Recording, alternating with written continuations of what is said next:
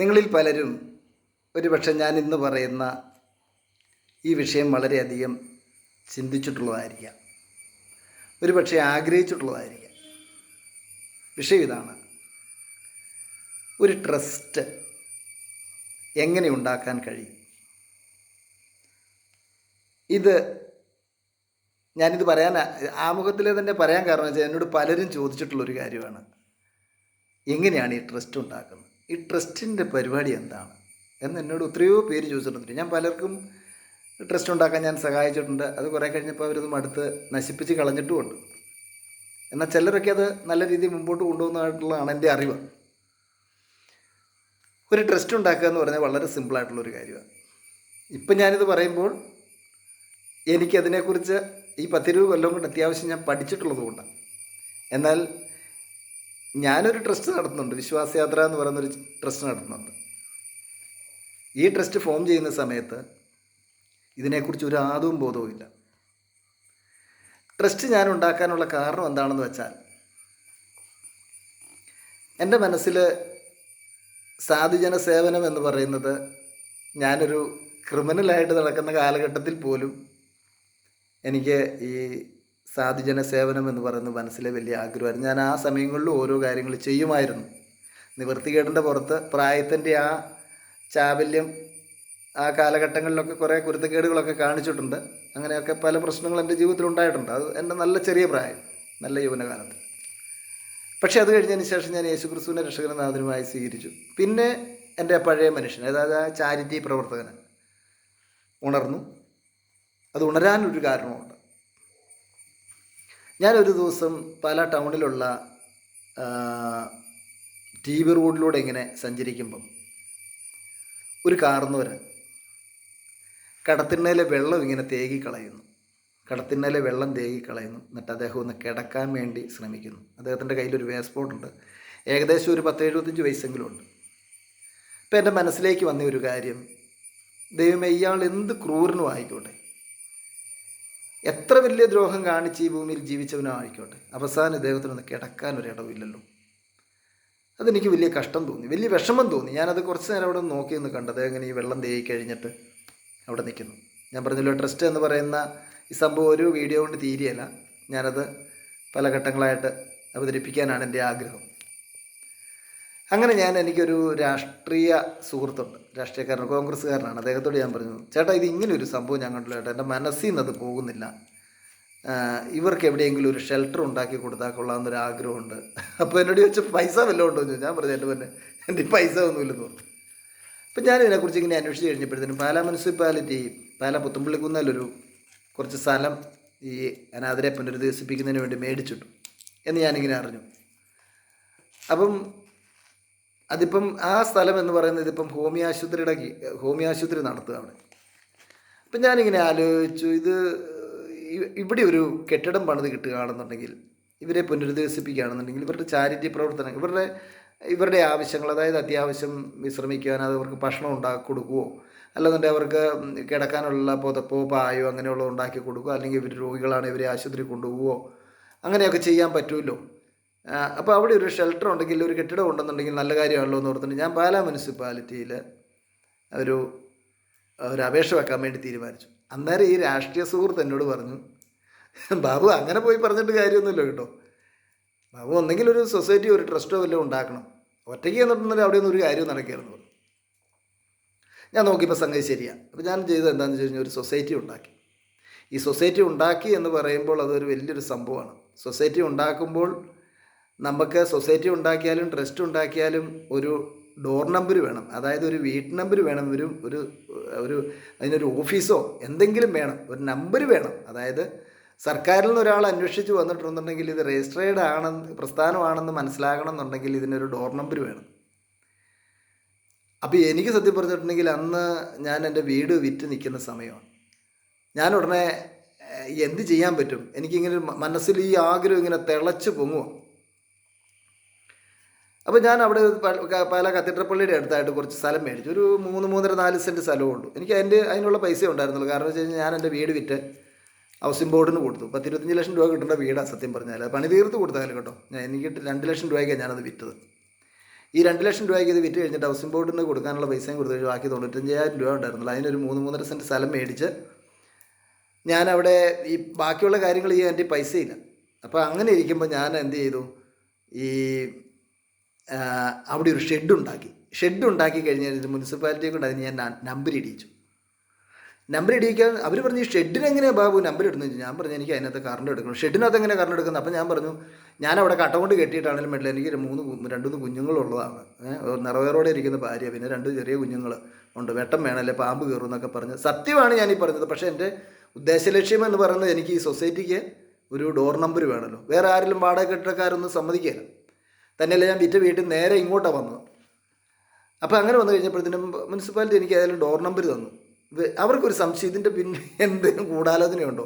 ഞാൻ പറഞ്ഞു, ഒന്നുമില്ല സാറേ, ഇത്രേ ഉള്ളൂ എന്ന് പറഞ്ഞു. ഇപ്പോൾ റേഷൻ കാർഡ് ഉണ്ടാക്കണം, എനിക്ക് കറണ്ട് എടുക്കണം, വാട്ടർ കണക്ഷൻ എടുക്കണം, എനിക്കിപ്പോൾ വീട് പണിയാൻ എനിക്ക് മാർഗ്ഗമില്ലെന്ന് പറഞ്ഞു. അങ്ങനെ ഞാനൊരു വീട് നമ്പർ ഉണ്ടാക്കിയെടുത്തതിന് ശേഷം ആ വീടിൻ്റെ നമ്പർ ഉപയോഗിച്ചാണ് ഞാൻ ആദ്യമേ സൊസൈറ്റി ഉണ്ടാക്കുന്നത്.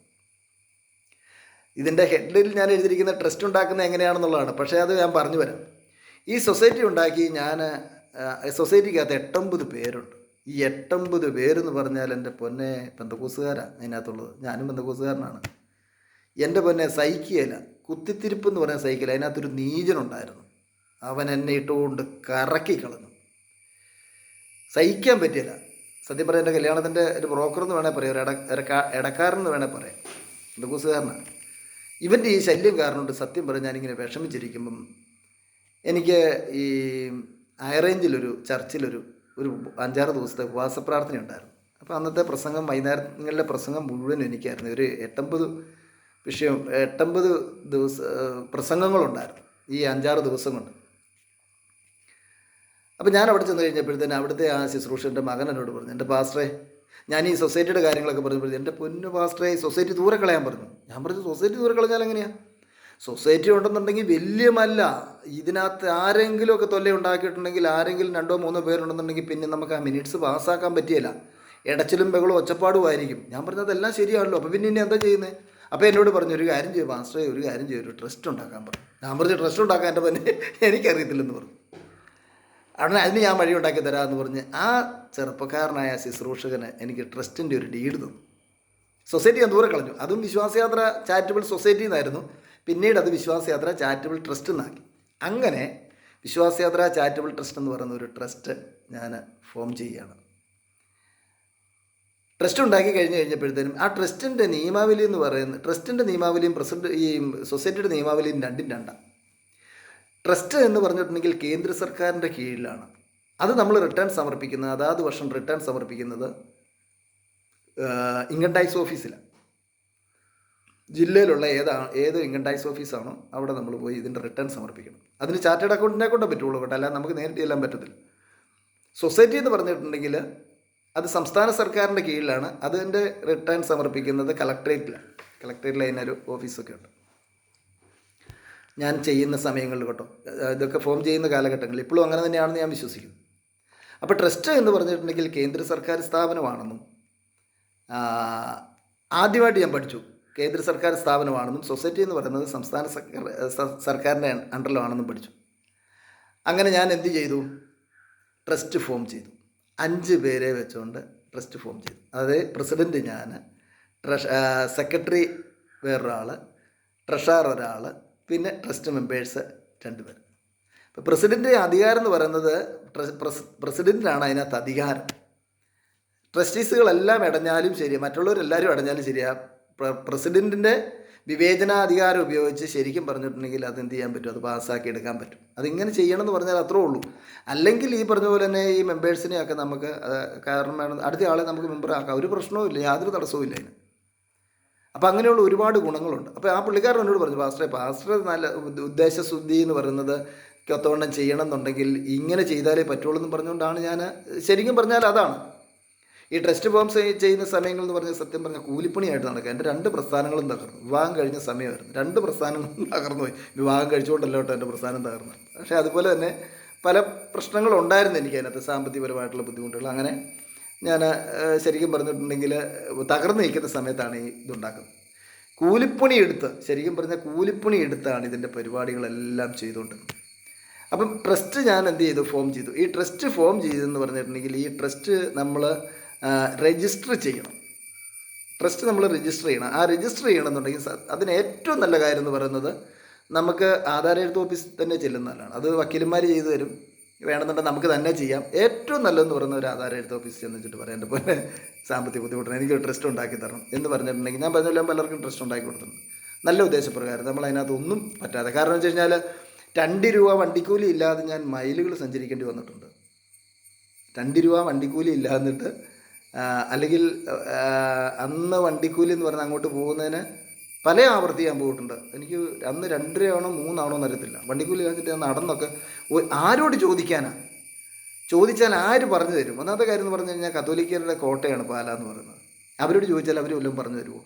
പിന്നെ നമുക്കിതിനെക്കുറിച്ചൊന്നും ഒരു അവയർനെസ് ഇല്ല. സത്യം പറഞ്ഞു കഴിഞ്ഞാൽ ഒരു വക്കീലിനോട് പറഞ്ഞാലോ അല്ലെങ്കിൽ ഒരു ആധാർ എഴുത്ത് ഓഫീസിൽ ചെന്നാലോ ഒക്കെ ഇതിൻ്റെ കാര്യങ്ങൾ നടക്കുമെന്നറിയാം. പക്ഷെ നമുക്ക് ആരോട് ചോദിക്കാൻ, ആര് പറഞ്ഞു തരാനാ? ഇപ്പോഴാണ് എനിക്കിതെല്ലാം അറിയാം. ഇതൊക്കെ എനിക്ക് പഠിക്കാൻ പറ്റും. എന്നോട് പലരും എന്നോട് സംശയങ്ങൾ ചോദിക്കാറുമുണ്ട്. അപ്പോൾ ശരിക്കും പറഞ്ഞിട്ടുണ്ടെന്നുണ്ടെങ്കിൽ ഞാൻ എന്ത് ചെയ്തു, ഈ ട്രസ്റ്റ് ഫോം ചെയ്തു. ഉള്ള അറിവും വെച്ചുകൊണ്ട് അന്നത്തെ ആ ഒരു ഒരു മാനസികമായിട്ടുള്ള ആ ഒരു ഒന്നതക്കരെ ആഗ്രഹം, ആ ഒരു മാനസിക പ്രഷറുണ്ടല്ലോ, ആ ഒരു ഉത്തേജനം വെച്ച് നമ്മൾ എന്ത് ചെയ്തു, ആ ട്രസ്റ്റ് ഫോം ചെയ്യാനിടയായി. അത് കഴിഞ്ഞപ്പോഴത്തേനും ട്രസ്റ്റ് ഫോം ചെയ്യുമ്പോൾ ഒരു കാര്യം നമ്മൾ മനസ്സിലാക്കേണ്ടത് എന്താണെന്ന് വെച്ചിട്ടുണ്ടെങ്കിൽ, ട്രസ്റ്റ് ഫോം ചെയ്യുന്നതിന് ഒരു 2 മാസം മുമ്പ് തന്നെ നമ്മൾ ഇതിൻ്റെ മിനിറ്റ്സുകളൊക്കെ കൂടണം. അത് ഒരു ഇതാണ്, ആ മിനിറ്റ്സും പ്രകാരമാണ് നമ്മളിത് രജിസ്റ്റർ ചെയ്യുന്നത്. ഇത് ആധാർ എഴുത്ത് ഓഫീസിലാണ് ഇത് രജിസ്റ്റർ ചെയ്യുന്നത്, ആധാർ എഴുത്ത് ഓഫീസിലാണ്. അപ്പം നമ്മൾ ഒരു ആധാർ എഴുത്ത് ഓഫീസിൽ ചെന്ന് കഴിഞ്ഞിട്ടുണ്ടെങ്കിൽ, ആധാർ എഴുത്തിലെ രജിസ്റ്റർ ഓഫീസിൽ പോയി വേണം നമ്മളിത് രജിസ്റ്റർ ചെയ്യാൻ. അപ്പോൾ ആധാർ എഴുത്ത് ഓഫീസിൽ ചെല്ലുക. ആധാർ എഴുത്ത് ഓഫീസിൽ ചെന്ന് കഴിഞ്ഞിട്ട് അവരുമായിട്ട് ഇതിനെക്കുറിച്ച് അവരോട് നക്കൽ തരാൻ പറഞ്ഞാൽ അവർ തരും, പരിചയമുള്ളവരാണെന്നുണ്ടെങ്കിൽ തരും. അതിനകത്ത് നമ്മൾ എന്തെങ്കിലും മാറ്റങ്ങൾ വരുത്തേണ്ടതാണെങ്കിൽ മാറ്റം വരുത്തിയിട്ട് ഇൻകം ടാക്സിൻ്റെ നിർദ്ദേശം എന്തെല്ലാം ഇതിനകത്തുണ്ടോ അതെല്ലാം കൂട്ടിച്ചേർത്തുകൊണ്ട് വേണം. എനിക്ക് വലിയൊരു അബദ്ധം പറ്റി. 20 കൊല്ലം കഴിഞ്ഞപ്പോഴത്തേനും ഞാൻ ഇൻകം ടാക്സിൻ്റെ നിർദ്ദേശങ്ങളെല്ലാം വീണ്ടും ഇതിനകത്ത് ആഡ് ചെയ്ത് കയറ്റേണ്ടി വന്നു. അപ്പോൾ അതുകൊണ്ട് ഇൻകം ടാക്സിൻ്റെ നിർദ്ദേശങ്ങൾ മസ്റ്റാണ്. ഇൻകം ടാക്സിൻ്റെ എന്തെല്ലാം നിർദ്ദേശങ്ങളുണ്ടോ അതെല്ലാം ചേർത്തുകൊണ്ട്, നമ്മുടെ ഉദ്ദേശ ലക്ഷണങ്ങളെല്ലാം ചേർത്തുകൊണ്ട് നമുക്ക് എന്ത് ചെയ്യാൻ പറ്റും, ട്രസ്റ്റ് ഫോം ചെയ്യാൻ പറ്റും. അപ്പം ഈ വീഡിയോ ഞാനിതിപ്പം തയ്യാറാക്കുന്നതിൻ്റെ ഉദ്ദേശം മനസ്സിലായല്ലോ. ഇത് 1ാമത്തെ വീഡിയോയാണ്. ഇനി ഇതിൻ്റെ പുറകെ ഇതിൻ്റെ ഓരോ കാര്യങ്ങളും എനിക്ക് നിങ്ങളെ പഠിപ്പിക്കണം അല്ലെങ്കിൽ പറഞ്ഞു തരുന്ന ആഗ്രഹമുണ്ട്. ഓക്കെ, ദൈവം അനുഗ്രഹിക്കട്ടെ.